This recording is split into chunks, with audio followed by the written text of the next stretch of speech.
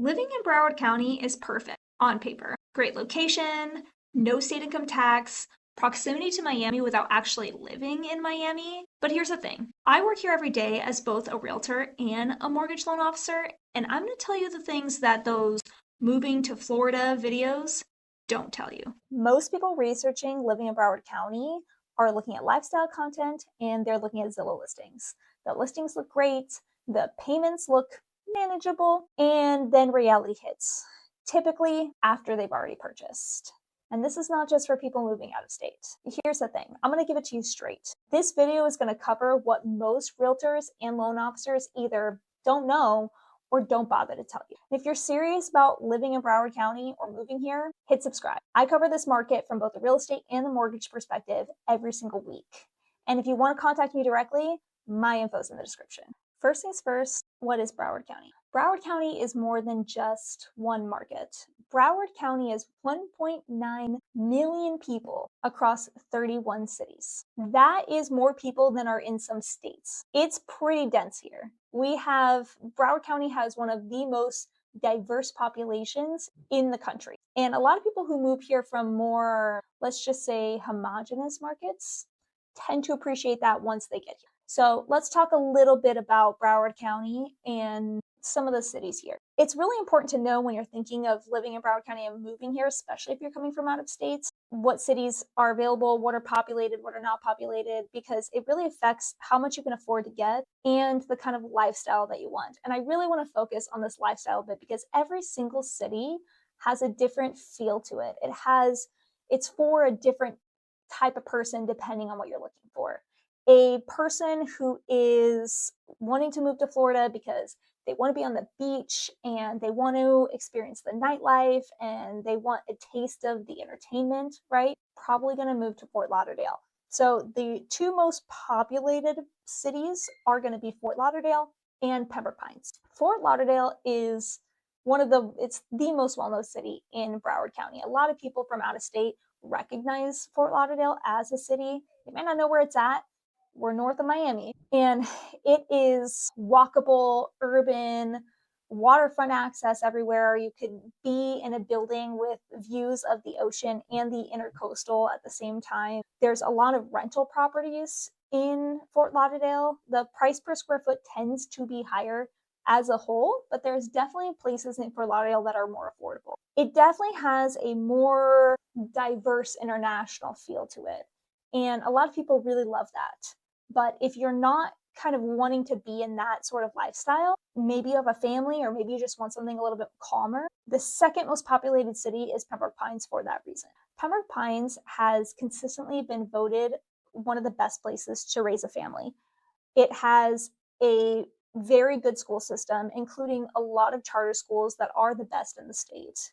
And it has a large master plan community feel to it. It's a lot of HOAs, a lot of like planned developments. The park system is incredible. And so it's got a lot of stuff to do for families. And someone who wants to live in Pembroke Pines is definitely not going to want to live in Fort Lauderdale. And someone who lives in Fort Lauderdale is definitely not going to want to live in Pembroke Pines, right? So I think it's important to understand, first of all, if you're thinking about living here, what kind of lifestyle you're looking to get, and then kind of narrow down based on that. Now we can talk about affordability in different cities, right? Fort Lauderdale, Pembroke Pines, those are going to be more expensive, right? Probably not the most affordable places to buy, but some of the suburbs around can definitely have the same sort of feel depending on the lifestyle and be a lot more affordable. Now that we understand a little bit more about Broward County and living in Broward County, it's time to get into the meat of this video. And this is so important. This is the part that real estate agents and loan officers, either they don't know, they don't realize that this is happening, or they just don't bother to tell you. And I get why they wouldn't want to tell potential buyers all of these things. They don't want to be discouraging, right? Broward County is a beautiful, great place to live. And they don't want to scare off buyers from living here. But at the end of the day, buyers are going to have to pay these costs. And I really do feel like transparency and showing kind of these hidden costs can really prepare people. I'm of the camp that knowledge and information is power. And I think that you deserve the clarity that you need in order to purchase, because a lot of these hidden costs are not even when you purchase the house. They come maybe even a year after, right? So let's get into it. The first thing that we're going to talk about is homeowners insurance. Homeowners insurance in Florida is a lot more expensive than in other states. And I can do an entire video just about what's been going on with Florida homeowners insurance and the costs around there and what affects it. And can you get homeowners insurance for properties and all of that.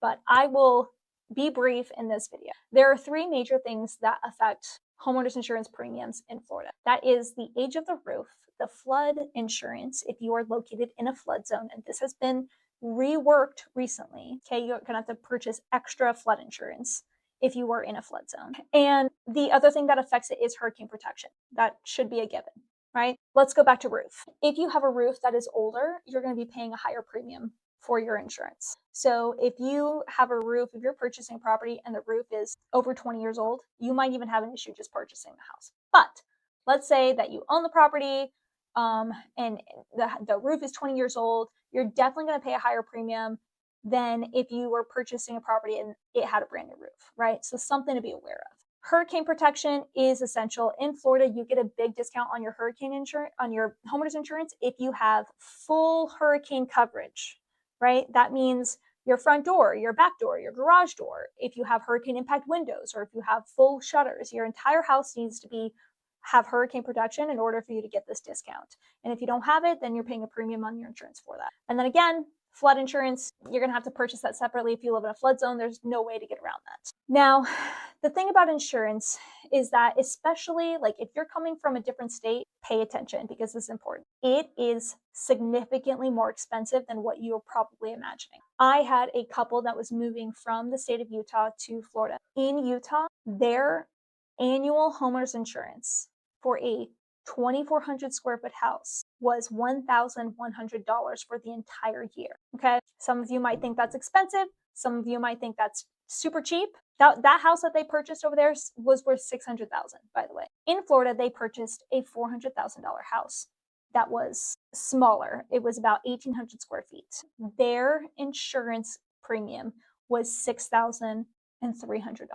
That is a huge difference, okay? And a lot of people are not prepared for that. And I see this a lot with loan officers who are not from the state of Florida, right? Maybe they're licensed to work in all states and they're trying to do a loan in Florida, and they do not prepare their buyers for the cost of insurance here. They estimate cost of insurance because you won't actually know until you're under contract. You get some inspection reports and things like that. So they won't actually know. So they're estimating it.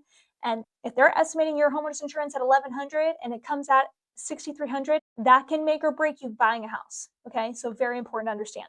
Now, the next very significant hidden cost, and this one is going to hurt you later down the line, that is property taxes. What's going on with property taxes? Okay, well, as I said in the beginning of the video, Florida does not have a state income tax. So they do make up for that. One of the ways they make up for that is with property taxes, okay? In Florida, they give you a special tax exemption. It's called the homestead tax exemption. If you own just one single primary residence and you are living there, okay? What that does is that will prevent your taxes from increasing. It has a cap on how much they can increase, per year. That's a very small amount. So if you buy a house, your property taxes shouldn't really be going up as long as you have this tax exemption. So what's the problem with this? If you are purchasing a house, you will notice, you'll start looking on Zillow or with your realtor, and you'll start realizing that property taxes per house is very significantly. Well, it's because of the homestead tax exemption. You can have two houses sitting side by side. One of the houses has a property tax of $2,000 per year. The other house right next door has property taxes that are $10,000 a year. That's a very significant gap in property taxes. And here's where the problem comes in. That seller that owned the house that has the $2,000 property taxes has owned that house for 20 years and their property taxes have not gone up. And you think, oh, great, I'm buying a house with low property taxes. That's going to be awesome for me. And when you get your loan officer is going to be like, oh, great, the property taxes are only $2,000. So even though you have a high debt to income ratio, you can still qualify. What's the downside? The downside is next year, that homeowner, their homestead property tax exemption is going to go away. And next year, your property is going to be reassessed at the current tax value. Okay. So in 1 year, your property taxes are going to go from $2,000 to $10,000. That's a big problem, especially if you had high ratios and you were barely qualifying for that house in the first place. You're on a fixed income. What are you going to do when all of a sudden your tax bill goes up and now that shows up on your monthly payment? So that being said, there are ways to get around this. And the thing is that loan officers don't let you know this because they qualify you just based on the current property taxes. Why they don't qualify you on your potential next year's taxes, I mean, that's a whole different discussion. But they're not going to, a lot of them either don't know or they're not going to be aware enough to tell you that, hey, just you should be prepared because your monthly payment is going to look different next year than it does now. And a lot of agents, they find this whole concept confusing and they either don't know or maybe they just don't want to scare you, right? You're going to face this problem anyway. What happens if your property taxes that you've been paying into your escrow account, you've been paying into every single month for the past year, that tax bill comes due in November and you've only been paying into it for an expected $2,000 for the entire year? What happens when that tax bill is now $10,000? Well, your mortgage servicer is going to pay that for you. They're going to pay the $10,000 amount in full. And then they're going to charge that amount back to you. So not only is your monthly payment going to go up because your property taxes increased, but now you have an extra payment on top of that that they call an escrow shortage, right? You're short on your escrow account of $8,000.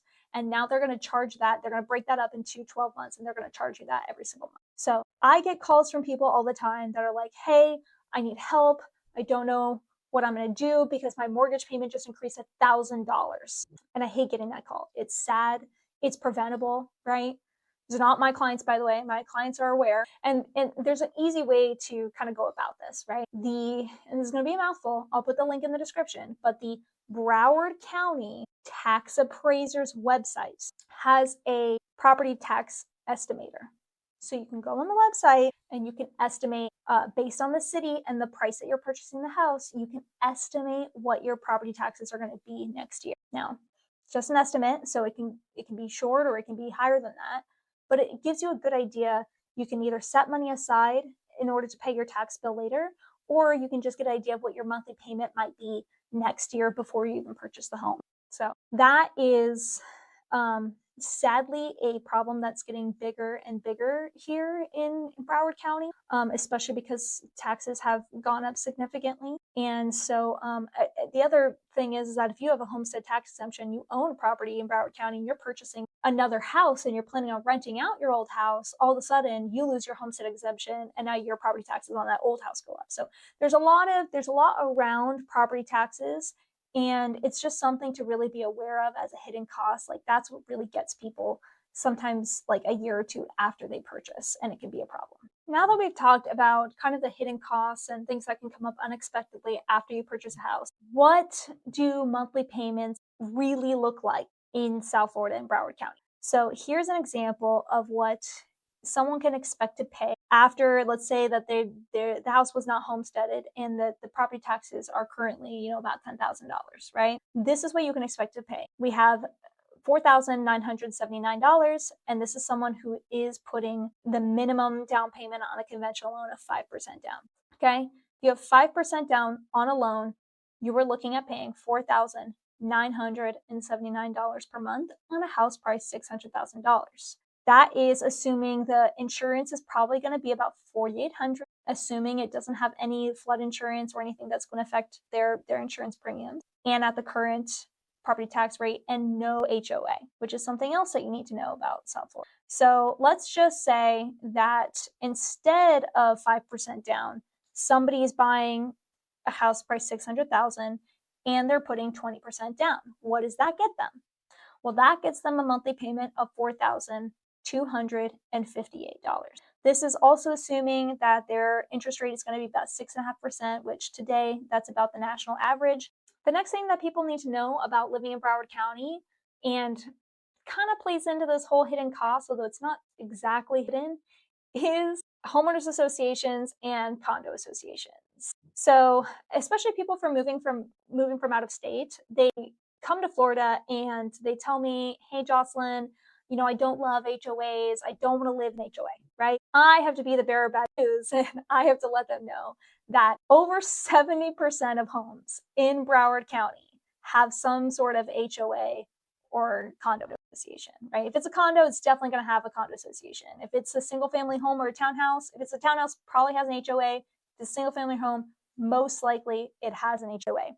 There are some pockets of homes you can buy in no HOA communities, right? So that is something that we can search for, but your options are going to be limited. Majority of houses are in some sort of subdivision, gated community, depending on the city that you live in, and there is going to be some sort of HOA fee attached to it. It's just what it is. Some HOAs are only $50 a month, and some are $800 a month, really depending on where you are. Now, things recently, there's a lot that has affected HOA and the cost of HOAs that recently, especially for condos.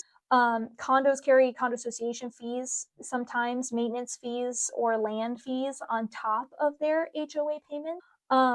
But ever since, we don't like to talk about it, but ever since the condo building collapsed and went down, there has been legislation that has been put in place that has forced condos to carry a certain percentage of reserves in the reserve budget. And what that means is that some of the condo associations have gotten a lot more expensive in recent years.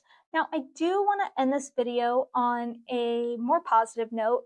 There is a lot of things that people do get right about living here, right? The lifestyle, totally real. There's a reason why people from all over the country and people who work remotely dream and end up moving here to Florida. There's always something to do anywhere you live in Broward County. I mean, even if you live all the way like West Broward until you hit the Everglades, which is something that didn't even talk about here, but we bordered the Everglades and it's a beautiful thing. Even if you live all the way west, you are still 20, 30 minutes max to the beach. So you can go to the beach anytime you want, any day. And it is a wonderful, wonderful thing. There's no state income tax, as I said before, which is awesome, especially if you're coming from states like New York, New Jersey, California. Not having a state income tax is one of the reasons why people move here. And the point that I'm trying to make is that if you buy smart and with clarity, keeping in mind the insurance, if you buy like not in a bad flood zone, right? This really is a better long term for you in this country. I have lived here majority of my life. I tried to move away once. I came right back. It's beautiful here, and there's a reason why people do want to live here. So just be aware of some of the hidden costs, and I would love to hear what you thought in the comments of this video. If you are from here in Broward County, like, have you experienced an escrow shortage? Have you bought recently? What's your story? Or maybe you know somebody. If you've moved here from another state, like, what do you think? Was this something that was shocking for you when you moved here, like uncovering all these expenses and these costs? Anyway, I can't wait to read your comments, and I will see you on the next one.